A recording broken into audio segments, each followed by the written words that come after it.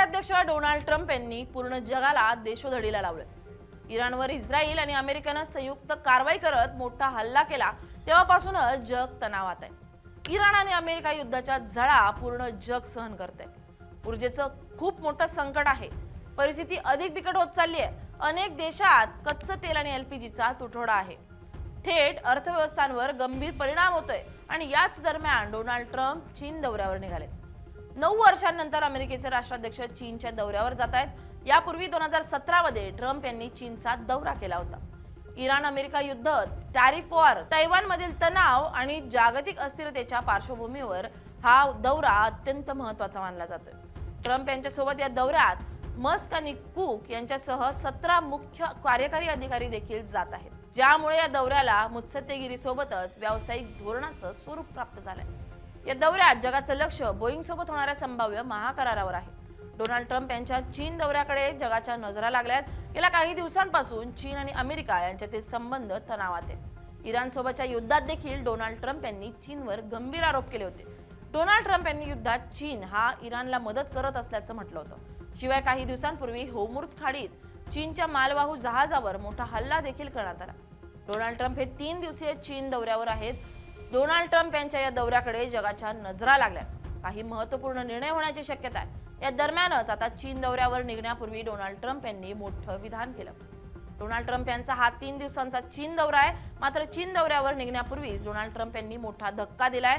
बीजिंगला रवाना होण्यापूर्वी Donald Trump यांनी इराण सोबतच्या युद्धाबाबत मोठं विधान केलंय।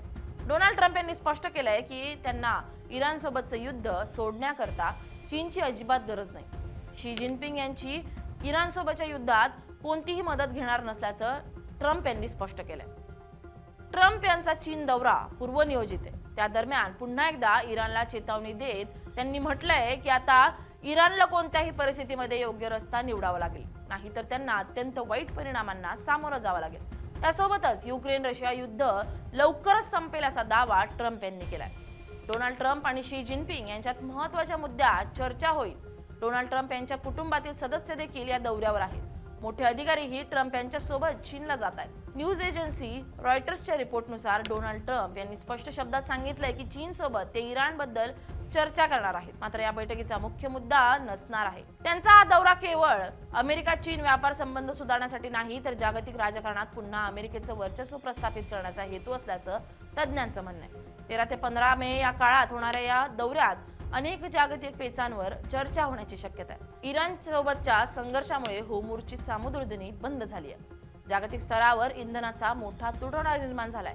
यावर तोडगा काढण्यासाठी ट्रम्प जिनपिंग यांची मदत मागू शकतात। अमेरिका आणि चीन मधील व्यापारिक तणाव कमी करण्यासाठी काही मोठे करार होण्याची शक्यता वर्तवण्यात येते। प्रादेशिक सुरक्षेच्या दृष्टीने तैवानवरील चीनची भूमिका आणि अमेरिकेचे हितसंबंध यावरही चर्चा होईल। एकीकडे जिनपिंग यांची स्तुती केली असली तरी ट्रम्प यांनी आपला कणखर बाणा सोडलेला नाही। त्यांनी स्पष्ट केलंय की इराण सोबतचे युद्ध संपवण्यासाठी त्यांना चीनच्या मदतीची गरज नाही, पण जागतिक शांततेसाठी ते चर्चा करतील। इराणला आता योग्य मार्ग निवडावा लागेल, अन्यथा त्यांना गंभीर परिणामांना सामोरं जावं लागेल, असा इशाराही त्यांनी यावेळी दिलाय। या हाय प्रोफाईल भेटीकडे भारताचंही बारीक लक्ष आहे। अमेरिका आणि चीनमधील जवळीक वाढल्यास किंवा इराण प्रश्नावर काही नवीन समीकरणं तयार झाल्यास त्याचा परिणाम भारतीय उपखंडातील राजकारणावर आणि इंधनाच्या दरांवर होऊ शकतो। त्यामुळे ट्रम्प यांच्या दौऱ्याकडे भारताचं लक्ष लागलंय। Bureau report LS Marathi.